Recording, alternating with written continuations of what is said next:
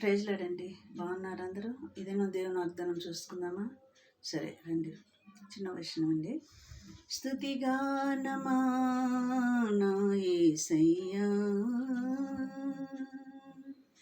నీ త్యాగమే నా ధ్యానము, నీ కోసమే నా శేష జీవితం. స్తుతిగానమా నా యేసయ్యా, యేసయ్యా,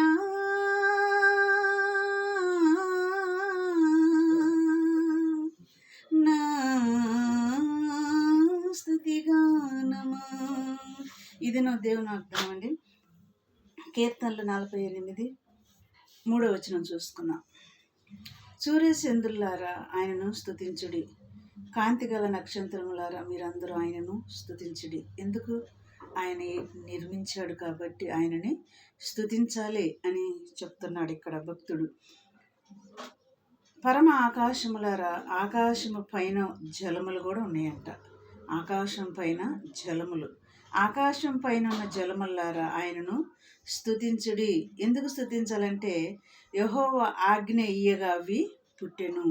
ఆయన ఆజ్ఞీయగా ఇవి కలిగినాయి కాబట్టి, ఆయన మాట సెలవీగా ఇవన్నీ సృష్టింపబడినవి కాబట్టి ఈ సృష్టిని కూడా స్తుతించమని అడుగుతున్నారు. నిజమే, ఆయనే సృష్టించాడు కదా, ఆయన సృష్టికర్త కదా.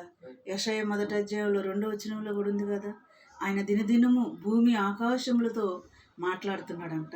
ఎంత గొప్ప దేవుడు అండి ఈయన సృష్టికర్త అయి ఉన్నాడు కాబట్టి సమస్తం ఆయన్ని స్తుతించాల్సిందే, ఆయనకు లోబడాల్సిందే, ఆయన మాటకి లోబడాల్సిందే.